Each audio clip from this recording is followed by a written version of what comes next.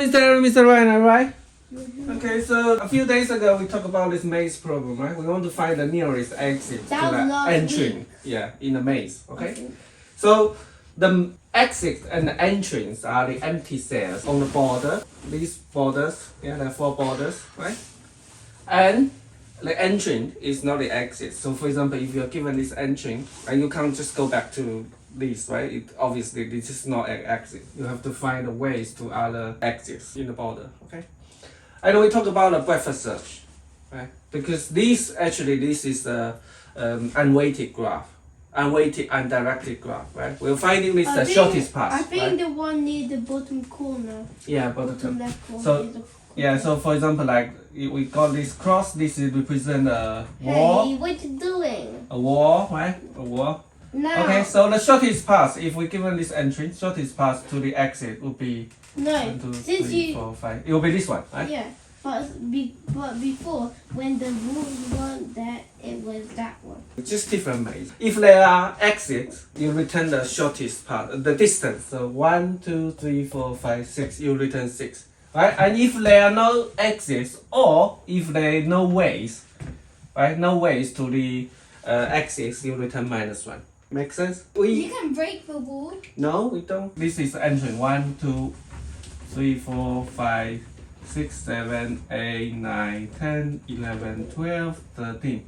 Okay, so we don't mark the walls because there's no point to push the positions of the walls into the queue because we don't go there basically, right? We go to this empty cell. So the breadth search, first in, first out, right? So at the beginning we push to the entrance 1, okay? We DQ. DQ means to take the element from the queue in the left, top left, yeah? Double end queue, right? And then that's in queue, which means that we push the kids of the the children to on the right hand side. Okay, so we take it out. What's the kid of 1? What's the next? 2, right? Only 2, okay? So put it 2. So 2, we take it out. What's the kid of 2? 1 and 3, but 1 we have visited before, right? We need to have this scene table, hash set, to remember the position we have visited. So we take a 2 out. We take a 2 out, the kid is 3. Okay? 3, we take it out. What's the kid? 4. 4, we take it out. What's the kid? 3 and 5. But 3, we have seen it before. So 5. 5, we take it out. What's the kid of 5? 4, 9, 8, right? But we have seen 4 before. So 9 and 8. Okay, what's the kid of 9? Take it out. And 6. 10 and 5, right? But we have seen 5 before. So put 10. And 6. What's 6? 5. 1 of 5 children is 6. Oh, okay. You 5. missed that. 5. So where is it? 5, 6 here, right? Is it? So now we 6 take it out. What's the kid? 5 we seen it before. 7, right? 7. When you push the kid to the queue, you push it on the right hand side. When you take it out, you take it on the left hand side. So now what's the kid of 8? Take it out. What's the kid of 8? 5 and 7 we seen 5 before. 7 we have seen it, right? 13. 13, put a 13, right? Okay? And what's the kid of 10? 9, we have seen it before. 11. What's the kid of 7? 11. 8, we have seen it before. Oh, yeah, 11, okay. Bruh! Okay. And then we take a 13 out. Okay, 13. This is the exit. So we know the distance. Okay, so when we push the kid back to the queue, we know the distance, right? So for example, at the beginning, we push the 1 and 0, right? And when we push the 2, we know the current distance is 0, so we plus 1, so it will be 2, 1, right? So every time we push the kid back to the queue, we can store the distance in the tuple. The first element is the position. The second element in the tuple is the distance. So when we find the axis, we know the distance, the shortest distance. That's the breadth search. We talk about 2 ways of breadth search. Starting searching from the entry, yeah, find any of the exits. Or we push all the exits back to the queue. We put a 12, 0 and 13, 0, right? And then we do this breadth search from the exits until we find the entry. This is one way, okay? And we also talk about the hash set, right? So we don't need to use the hash set. Can you think about a way that we get rid of the hash set? When we're about to push it back to the queue, we change the cell to walls. Does it make sense? We take 1 out, yeah? We push it to keep 2, right? So 2 now is an empty cell, right? So, but when we push it to the queue, we change immediately to wall, right? We just change it. So the next time this cell is not visited again, right? Make sense? Yeah. Yeah, does it make sense? Yeah? Because each cell we only visit it once. When we're about to push the cell position to the queue, we mark it as wall. So the next time it's not visited again. Simple, right? Buffer search is optimal to find the shortest path because level by level. That's very straightforward. So look, if there are 2 exits, right? If there are 2 exits, if this is exit, this is exit. When we do the buffer search, level by level, when we find the exit, this is the shortest path because it's unweighted. But if it's depth search, it's not, right? When we find it, we might find this first, right? But this is not the shortest. This is the shortest. Unless we exhaust all the paths, we talk about that. Yeah, brute force. Unless we use the depth search to find all the paths to the exit. When we perform the depth search, we find this exit. We don't stop here because we haven't finished searching the whole tree yet. And we finish this tree. And then we found 2 exits. And we can compare the distance, obviously, if we know there are 2 exits. And then we use the depth search. Depth search, recursion, usually we talk about implementing the depth search using the recursion. Again, with the depth search, we can use a hash set, or we can mark the empty cell walls as long as we visit it. Define depth search, column position, rows, column, and then we have a distance, current distance. And then we can have a scene table, scene hash set, right? Hash set. If is exit RC, and if current is RC and RC is not equal to the entry, right? Entry is a tuple, okay? Then we remember self the answer and the beginning is infinity. Self the answer equals the mean. When we find the exit, we compare with the minimum. We attempt the minimum, right? Self the answer and then distance and then return. Okay, return true if we find it. Okay. Okay, and then now we have to check if RC in scene. If it's visited before, then we just return false. Right? This is very important in an unweighted, undirected graph. In a binary tree, we don't usually worry about visiting again. Binary tree, you visit 2 from 1, right? You don't go back 1 to 2. We don't go back. It's a directed. But here, this is not because look, 3 visit 4, 4 can visit 3, 3 visit 4. You are at 4, right? You can go to 3 and you can come back. So if I don't have a hash set or if I don't remember the nodes I have visited, what happened? You just keep walking here or there and you never get job done, right?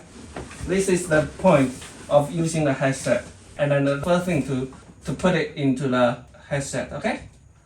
And then we just need to go through the neighbors. For dr, dc in 4 neighbors, 1, 0, 0, 1, minus 1, 0, 0, minus 1, and then nr, nc equals dr plus r, dc plus c. These 4 coordinates, 4 tuples, is just means that 4 position, up, down, left, right, okay? And then obviously, if nr, this has to be in the range bigger than 0, smaller than rows, and 0 smaller than nc, smaller than columns. Okay, this is the interesting part, okay? So if let and if maze nr, nc is not a wall, then we do this depth search, nr, nc. The recursion, look, this is recursion, nr, nc, d plus 1, and then sin. Sin don't remove, we need to remove it. We need to recover. This is very important. Why is that? Look, when we visit the path, after we finish this route, we have to unset. Otherwise, other routes might be affected. This is very important in depth search. When we visit it, we mark it as visited.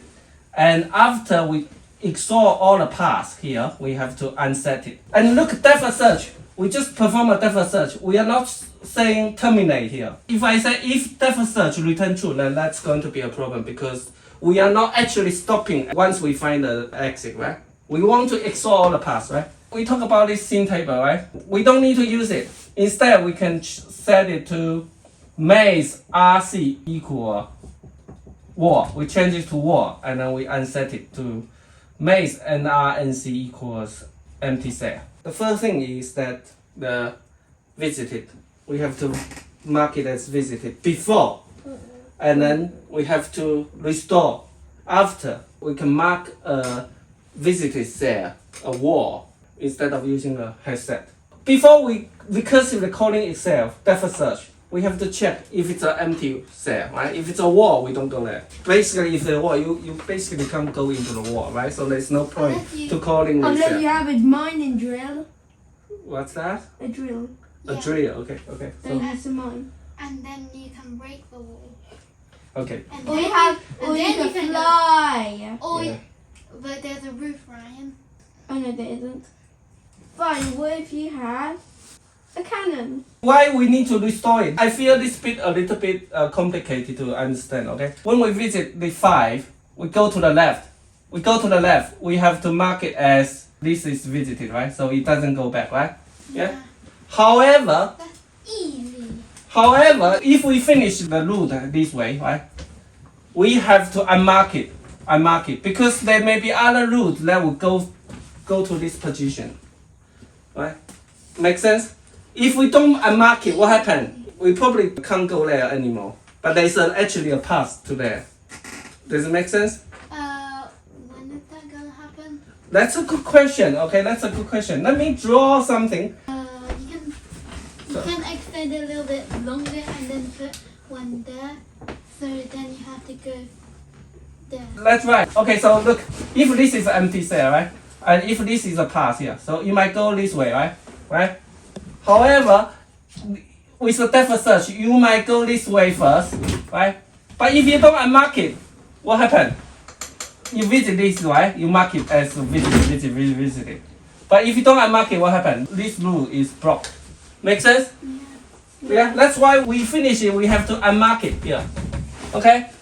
It's a common mistake people do this depth search may make, okay? So the depth search is easy to understand, but there's many pitfalls when we implement it. The time complexity, obviously, this is much complicated than the breadth search. Because the breadth search, when we find the exit, we stop. But depth search for this one, in order to guarantee the minimum shortest path, we have to exhaust all the paths, okay? Next lesson, what are we going to talk about? Iterative deepening search. Well done, iterative deep learning search. What's iterative deep learning search? Any of you remember? We set the depth to 0, we perform a depth search. We set the depth to 2, we perform a depth search. Depth to 3, we perform a depth search. Right? Depth search 0, we don't find it. We increment the depth to 1, we still don't find it.